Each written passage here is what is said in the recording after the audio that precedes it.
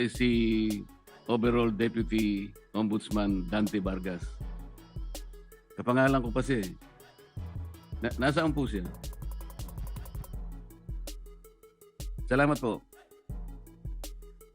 Nandito ho siya. Siya po ngayon ang Deputy Ombudsman for Visayas and acting overall Deputy Ombudsman. Concurrent ho Yes, siya. Mr. President. For now. Yes, I know that. Ang itatanong ko po ay, nung siya'y acting overall Deputy Ombudsman, at sa panahon na yon ay applicant naman po ang aking kaibigan for Ombudsman na nabakante nga po, ay gumawa siya ng isang bagay na medyo napaisip ako, Mr. President. Ang tinutukoy ko po ay yung isang office order na kanyang pinalitan. Ang office order na ito po ay kinapapalooban ng parang double docketing. Ngayon, nung siya po ay acting na ombudsman, inalis niya po yung dating memorandum order requiring double docketing. At siya ay gumawa ng isang parang office memo or memorandum na doon po ay tinanggal niya, pinalitan niya yung office order at may kalakip pa pong isang directive na lahat ng mga complaints, lahat ng asunto, lahat ng habla, administrative man yan, criminal o kahit ano yan, na napapaloob 10 araw bago maging effective yung kanyang order which was issued on September 17, 2025 ay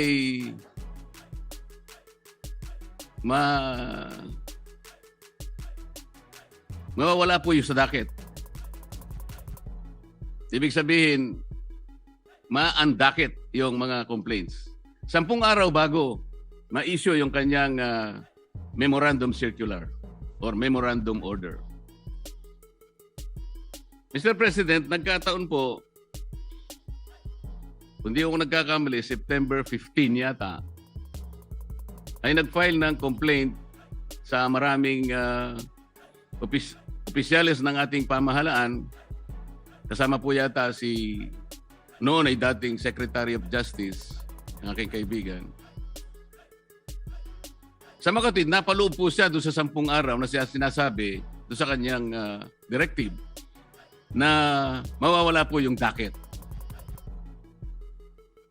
Ang ibig sabihin po noon, Mr. President, pag nawala yung docket number,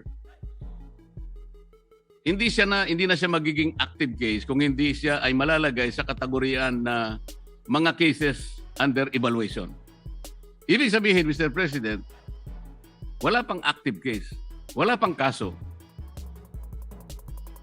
Sapagkat nawala ng visa yung naunang office order ng dating Ombudsman Samuel Martires. Yun po ang naging daan, Mr. President, kung kaya nakapag-issue ng clearance ang opisina ng Ombudsman.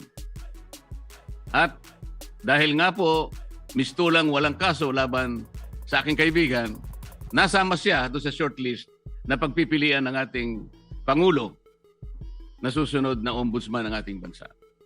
Mr. President, wala bang, yung ba pangyayaring yun ay,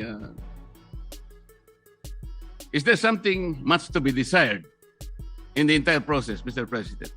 Parang ang nangyari, nakagawa ng ganun yung overall ombudsman nang hindi naman maliwanag. What is the visible public service na pwedeng nakamit ng ating mamamayan doon sa ginawa niyang pagpapalit ng office order? Hindi kaya lang ginawa yon para mapagbigyan ang aplikasyon ng aking kaibigan at makakuha siya ng clearance upang sa ganon eventually he will be included in the shortlist to be submitted to the office of the President, makasama sa pagpipilian bilang ombudsman. Yun po yung aking gustong malaman, Mr. President.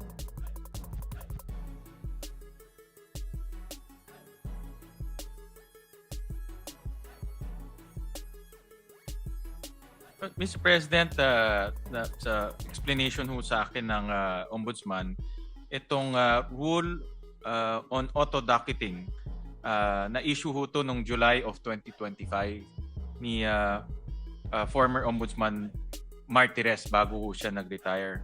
At nakita ho nila na hindi to dumaan sa tamang proseso. It was found not to be properly published. So hindi ho na-publish ng maigi. So binalik ho to ni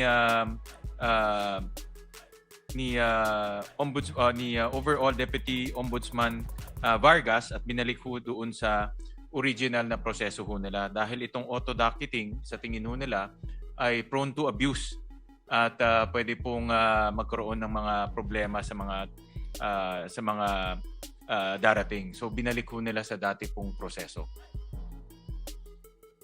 Hindi po ba ang dapat na ginawa, Mr. President, ipinablish na lang? Kung yun po ang pinakamagandang remedyo, publication lang naman pala ang kailangan. E di sana nung makita po na unpublished, kung totoo man na hindi na-publish, ipapublish lang, hindi po ba? Hindi yung totally gagawa ng isa pang panibagong memorandum na kung saan ay yung timeline na naman po ang pinag-uusapan dito. Bakit naman 10 araw bago lahat ng complaints na ipinail sa opisina ng Ombudsman within 10 days prior to the issuance of that memorandum ay ma-undocket? Hindi ba parang sinadya naman para masaklaw na yung complaint ni Mayor Baste Duterte ay maisantabi at mawalan ng effect kung pag-uusapan ay yung pagiging active case? Hindi ba parang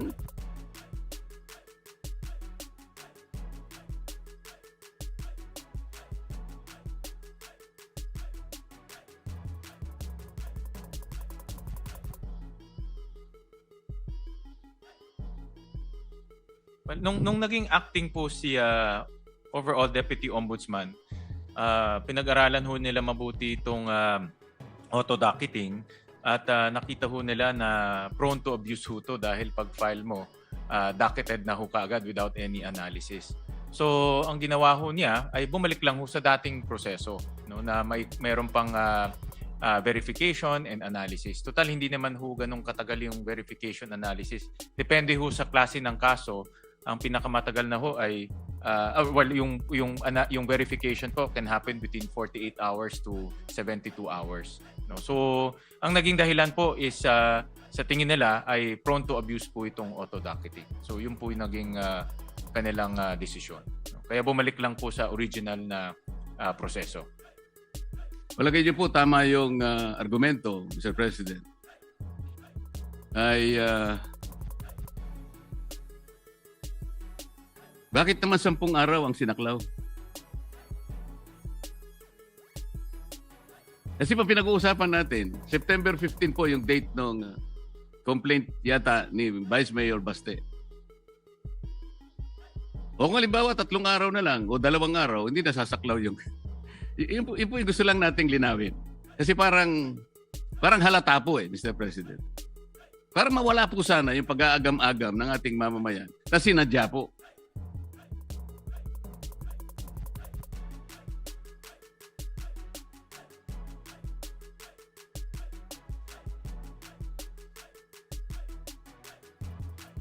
But yun po yung naging decision ng acting ombudsman at that time dahil yun na nga sa kanyang pagtingin ay ito po ay baka maabuso dahil nga pag-file niyo ho diretso docket na ho kaagad at hindi dine-verify kung yung fina-file po tama o hindi. Prone to harassment rin ho dahil nga alam naman ho natin sa politika kung mayroon kang kagalit, pa-file ka lang tapos ibubulgar ho, mayroon ng ombudsman case. No? So, binalik lang po sa dating proseso. Hindi na ho, dahil sa kanilang pag-aanalisa, ito po yung pinaka maayos at hindi po maaabuso na proseso. So, yun lang po ang ginawa ho nung dating ombudsman.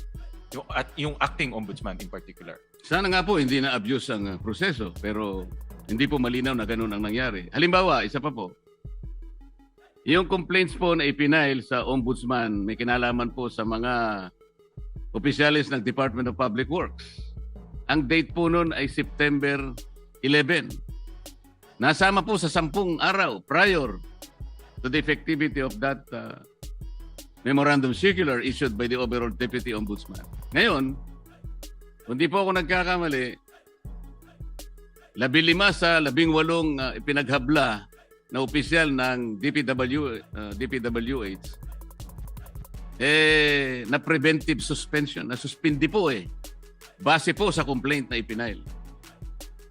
Ngayon, kung susundan po natin ang argumento ninyo, ano po ngayon na magiging basihan ng pagkaka-preventive suspension ng mga yun? Sapagkat wala ng kaso po dahil naandakit na po O sa makatwid, meron po kayong sinasabi na maraming isang bagay na makakabuti, pero meron ding nakasama po Hindi po naging consistent dahil nga po sa madalian, di ko po malaman kung talagang yun ang pakay talaga ng pagkakapalit ng docketing na ginawa ng dating ombudsman. Maliban pa po rito, nung maandakit po ba yung complaint ni Mayor Baste? Kasi naandakit nga po base sa circular na yun. Na-notify po ba si Mayor Baste doon sa pangyayari? Was he notified?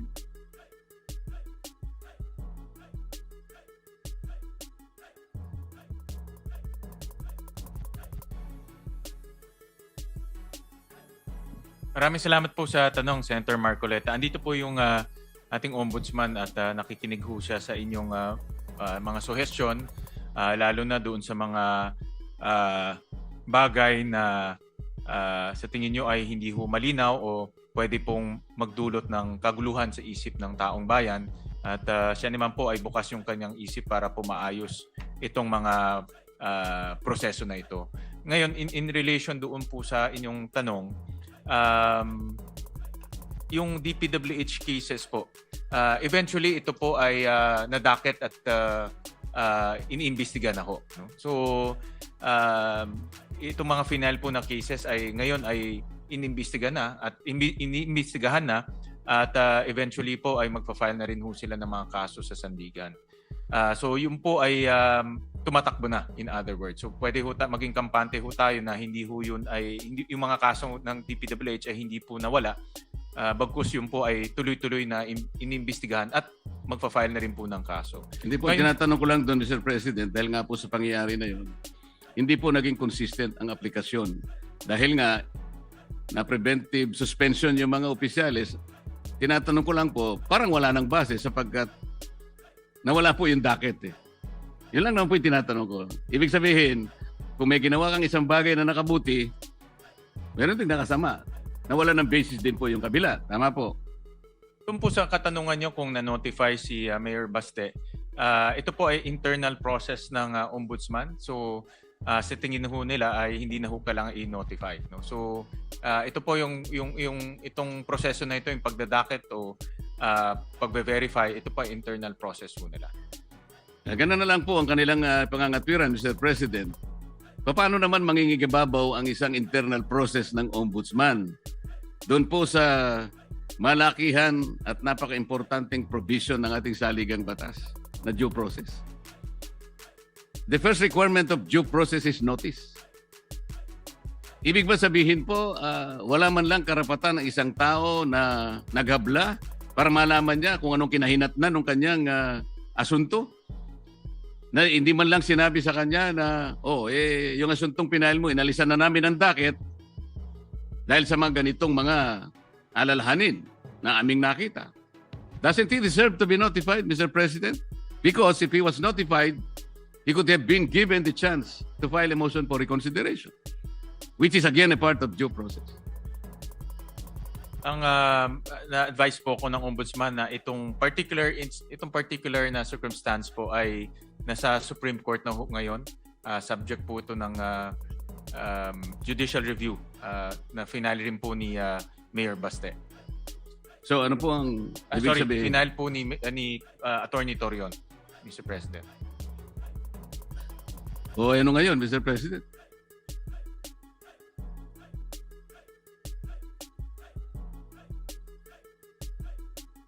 So ito po ay under the judicial review po ng Supreme Court. Oo nga Itong po. circumstances po. Oo nga po, pero hindi nasasagot yung tinatanong ko po. Very simple lang po eh. Yung pangangailangan ng isang taong ma-notify man lang kung ano ang kinahinatnan ng kanyang inihabla. Nung habla niya, isang bagay na karapatan ng bawat isa. Yun po ay isang requirement ng due process. Ma-notify ka lang. Malaman mo lang kung anong nangyari. Dahil po ba, kapag ni-notify nyo siya, that will trigger the filing of a motion for reconsideration. At base po sa rules ng Ombudsman, mangangailangan po kayo at least ng 15 days. Para sa ganon, ma-resolve ninyo yung kanyang motion for reconsideration. Hindi nyo kailangan yung 15 days kasi nga, baka hindi maisama sa shortlist ang pangalan ng aking kaibigan. Ito po yung ating sinasabi. Mr. President,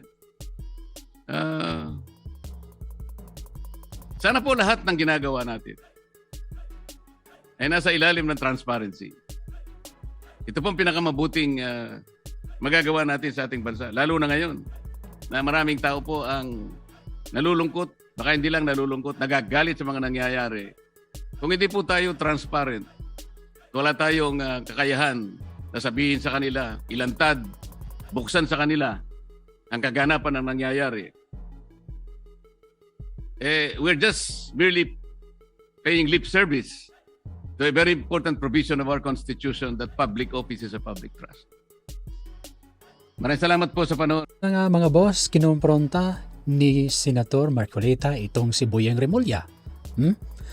Actually mga boss, itong pagkadalaga ni Ombudsman Boyeng Remulla, sobrang very questionable. Why? Doon pa lang sa pagbigay ng clearance para malagay sa shortlist itong si Remulla, questionable na. Bakit? Kasi itong si Vargas na overall in charge ng Ombudsman, naglabas ng memo. Lahat yung memo na yun, ang nilalaman ng memo na yun, ay lahat ng mga na-file na mga cases na dakited na. So, sa mga katuwid, yung final ni Mayor Basti Duterte na kaso against nitong kay Remulla, nasama doon. Nasama doon para pag humingi ng clearance sa GBC, itong si Remulla, ay syempre, walang kaso. Sa mga katuwid, yung si Remulla nasali doon sa shortlist na magiging ombudsman. Ayun na nga, nangyari nga, na nagiging ombudsman itong si Remulla. Noong sabi naman, ang rason naman ng ombudsman, kasi merong pagkamali itong mga ginawa ng dating ombudsman ni si Martires. Kasi hindi daw na-posted, ganito, ganyan. So, inulit na naman nila. Para bang till ito the Marines. Bakit? Yung naniniwala sa kanilang mga pautot at kanilang rason ay parang bobo at para bang grade 1 lang yung pagtingin nila sa mga taong naniniwala sa kanilang rason.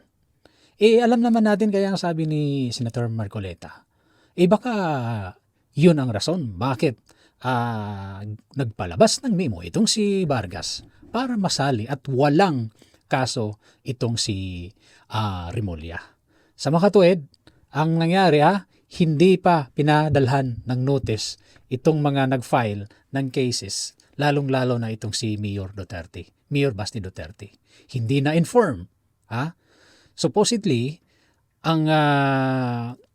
kung sino man yung nag-file ng case, kung sino man yung complainant, dapat ipapaalam or to inform, padalhan ng notice. Wala In the absence of that notice, ay para bang hindi na makapaggawa ng motion for reconsideration, MR.